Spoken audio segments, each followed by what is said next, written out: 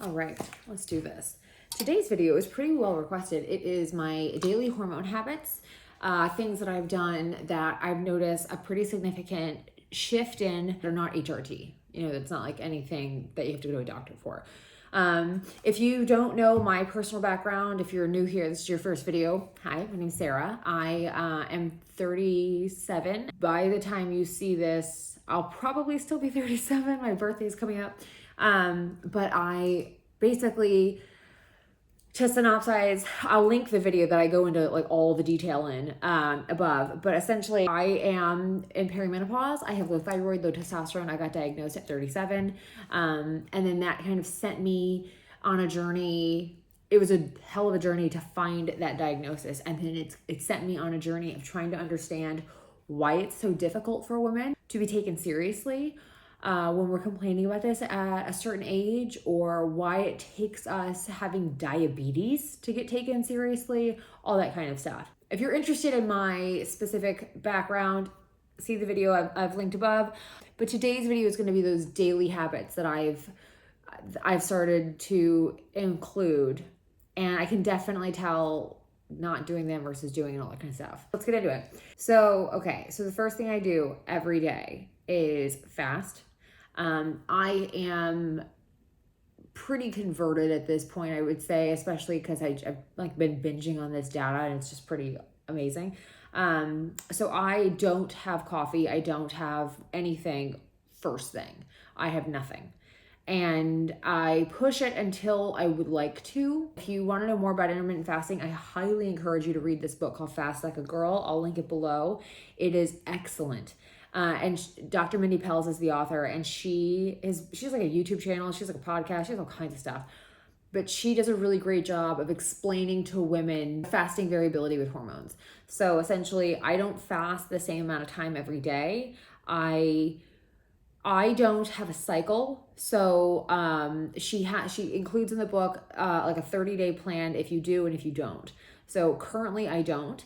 I've tried to like do that lunar thing where you cycle up, where you kind of like sync up with the moon.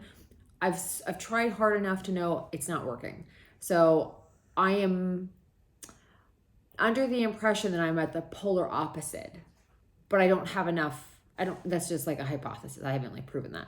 So I definitely do fast though. And once I get a cycle, I fully intend to sync it. So that's something that I am mindful of currently, but it's also something that, just in the interest of full disclosure, will shift as I kind of progress down this road. Once I get a cycle, I want to do one. My goal with all of this is I want one like control variable at a time. So I want to know for like, okay, this is the thing I'm working on currently. And I want to make sure that it's not, it could be any number of factors, right? That's not helpful. So yeah, I like to dial in, like deep dive one thing and then dial it in and then move on.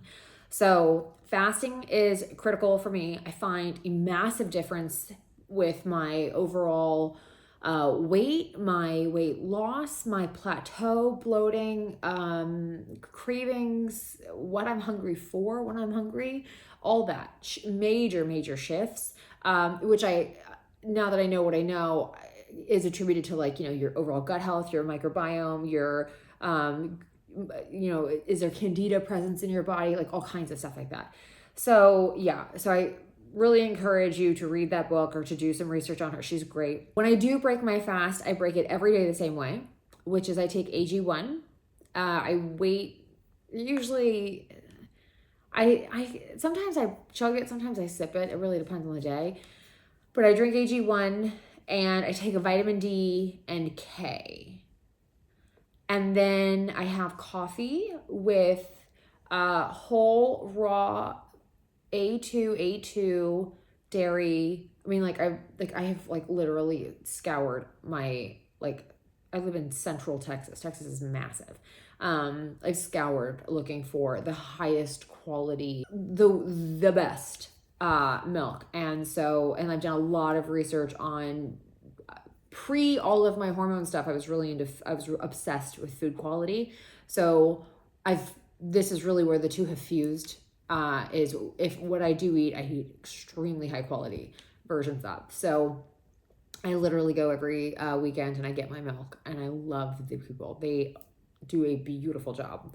But that's my espresso, the milk, and this stevia that I found that I like.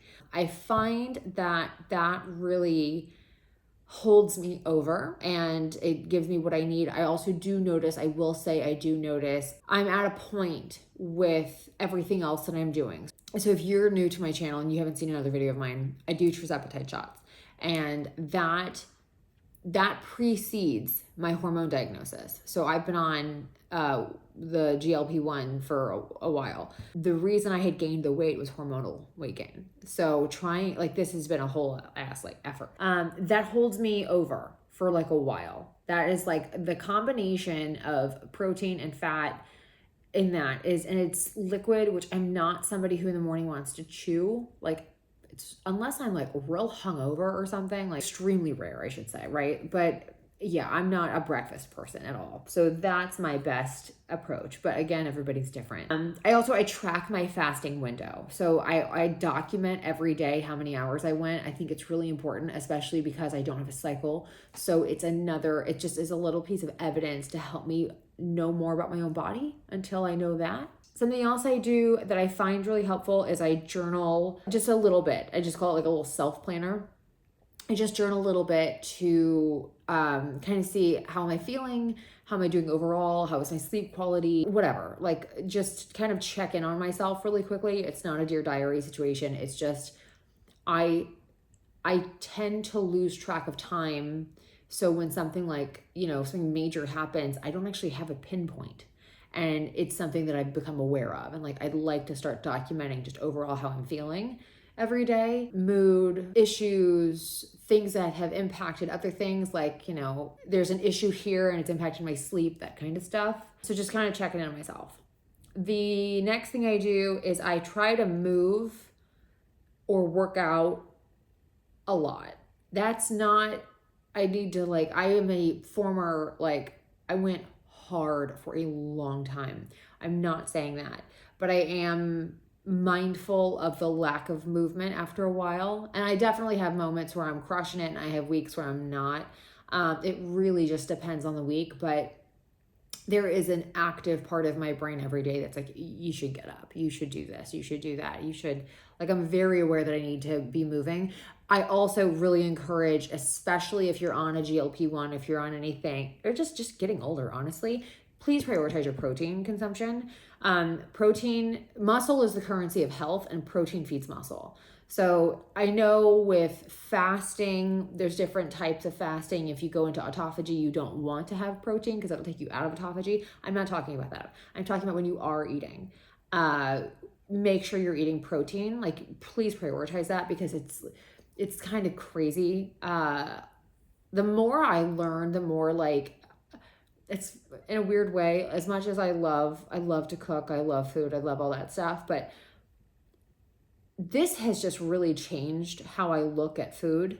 And it's, you can make it fun, but and you obviously you have your days and that kind of stuff, but on the whole, I'm pretty hey, I need this. I want it to be delicious, but hey, I need this. So, and with that comes, I need to make sure that I'm fueling my body. So when I move it, I can move it. The next thing I do is I drink less. I drink a lot less. I've never been remotely close alcoholism. I don't have that. I'm not necessarily an addictive personality. I don't have any of that. It's more, I actually was considering becoming a somm, and I was we were kicking around putting a vineyard in the property. So I was more learning, and with that, you're just drinking more and you're trying wines and you're trying to develop a palate and that kind of stuff. So I set goals for myself currently. I want to go, I don't remember what August was. I think it's 20 days. I want to go 20 days in August without drinking. Not in a row, but I just want to break the habit. And it's more of when I don't really drink, I don't drink at home hardly ever. I have a monthly like wine subscription, and I've skipped it the last several months because I just haven't opened a bottle. Which in some ways is kind of sad to me because like I understand it's a neurotoxin, I understand it crosses the blood-brain barrier, but I also like I don't have an easy life, and I have a lot of stress, and I have a lot of things that piss me off. And I'm very like aware that heightened cortisol can be just as horrible for you. And so it's one of those things where it's a great emergency break when you're just having a day where you're pissed off. You know what I mean? It's a great way to just calm you down. And I obviously there are other ways to address this, and I'm definitely finding them, but I don't want to like shit on drinking if you're not somebody who's like, I'm not a binge drinker or nothing like that. So I get, if you have a problem, that's a completely different thing. But for me, it was just like, I do, sometimes I miss it, you know, but it's a habit I would like to continue breaking. So the next thing though that kind of feeds into that is I stop eating and drinking at least 3 hours before I go to bed. More often than not, oh God, it's like 4 plus. I like a Jeopardy dinner. I'm a very big fan of a Jeopardy dinner, which is just eating early if you don't want the meat. I really hate late dinner, like to the point where if it's after 7, I just don't eat. I really prefer to eat around like 5. That's my dream. It's because I like having a more substantial fasting window. I feel better at certain points, that kind of stuff. The other thing I noticed is it gives your body, the longer you have to digest food, the better your sleep quality will be. And the other thing, especially with me, is it's always impacted my dreams. I get like really weird dreams, and I don't want to deal with that. That's anything basically caloric. So I will say I drink my, the next thing is my raspberry tea. I make a raspberry tea concentrate, and I bottle it and I keep it in my fridge. And every night I just pour a glass of this concentrate and I drink that. Typically, it's 6:09 right now, typically in like an hour and a half, like around 7:30. And that's like, part of that is sleep training myself, which sounds weird because I'm an adult, but you do condition your body to, and now we're going to bed. Which leads me into my next one, which is my PM routine. So the raspberry tea specifically is very important for your overall female hormone health. So there's like all these things that it does. I'll list a couple on the screen for you, but it's just it's, you know, it tastes like black tea, but there's no caffeine in it. It's not the most delicious thing you'll have in the world, but we're all adults and we can stomach a bunch. So I just drink 1 glass a day. I can tell if I haven't had it. I feel like my body's wired now that when I drink it, I know it's like time to wind down. So I feel like my PM routine's smoother. My PM routine is the last thing that I do, like a daily hormone habit. And essentially what I do is at 7:30, I drink my tea and I'm just kind of done. So don't ask me. I'm not like doing anything. I'm just done. I go to the bedroom. I wash my face. I put my hair up. I brush my teeth. I have a mouthwash situation that I do. I'll do like all of my creams and lotions and potions and everything that makes me feel like, you know, snug as a bug in a rug. And then from there, I take, depending on what time it is, like if I've got a late night or something, I will take my supplements before I do all of that just to give them time to kick in. This melatonin, I just got a new bottle, but I take that. I like to take it over an hour, ideally before I have to go to sleep. So like dream situation, it's in me by 8. So then I can really be asleep by like 9:30. I get up between 5:30 and 6 every day, so it still gets me about 8 hours. We have 3 dogs, and they're very chatty. So if they whine, I'm the one that wakes up. So it's just like anything I can do to get some hours in on the other end, I'm gonna do. And when you start exploring hormone health, the first thing they tell you is it's not about diet, it's not about exercise, it's about sleep. You got to get your sleep dialed in. So I'm expanding my sleep like process, my whole PM routine. I'm like, I just bought a new pillow to help with that. I bought like a mask to help with that. I got an Aura ring. I'm on like my first week still of it, but I'm really trying to dial that stuff in. So I will definitely like keep this kind of series going with like how it's evolved, what's working, what I've shifted, especially as things start changing for me. Like as once I'm off the shots, once I have a cycle again, those are major things that will have to be addressed as they come. So I want this to sort of be, you know, at this pace. And then when I made this change, this is which I want to be able to identify things like that. The other thing I would say too, that's definitely going to change as I get older is just as you get older, you need more hands on deck, right? So, I definitely want to look more into like my blood sugar regulation, because I am very curious. If they say your cortisol can spike your blood sugar, so even if you're fasting and you get stressed out or something, or get pissed off or have some sort of a reaction that can spike your blood sugar, spike your cortisol, it can spike your blood sugar. And so you might have a really difficult time producing ketones. I don't know if I fall into that camp. I don't have any data. I haven't done any testing on it, but I do know I'm insulin resistant and I have PCOS. So I kind of already am susceptible to that. And I'm very mindful of like, I really kicked around getting a continuous glucose monitor, but the more research I was doing, it's just, I don't think it's there yet for what I want it for.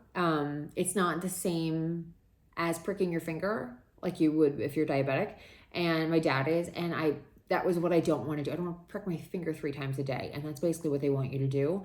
So it's just like, I want that to get more developed before I kind of invest in it.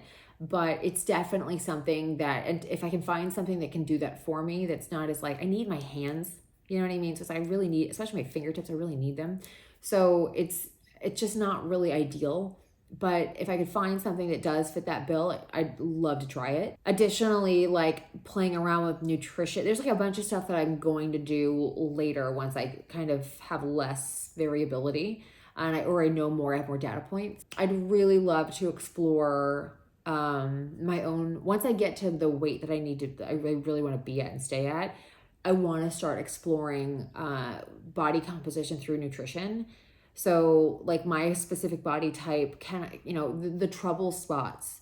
Once I have my hormones dialed in, I'd like to see like, oh, can I actually like fill that out or pull that in or whatever? Like basically how I know sugar is poison, but like a lifetime of consuming it, essentially, what can I kind of roll back? So there is like a revisionist element that I want to include at some point in the future as well. And then, whatever else direction I go in. So, but at least as of right now, those are my daily healthy hormone habits that I feel I've really seen a benefit from. It's not perfect. It's definitely an iterative process, but it's the one I've got so far, and it's beaten the ones that I've had in the past. Let me know specifically if y'all are in the similar boat to me or have been. What's worked for you? What were your next steps that you thought were really successful? Anything you really thought was a total waste? Like, I want this conversation to continue. Please feel free. Please, I encourage you to leave a comment, let me know. So I hope this video helped you. If you have any questions, feel free to let me know. I'm happy to answer them. If you have any other ideas or questions about hormone stuff, let me know. I can make content around that. And I'll see y'all really soon. Thanks for watching. Bye.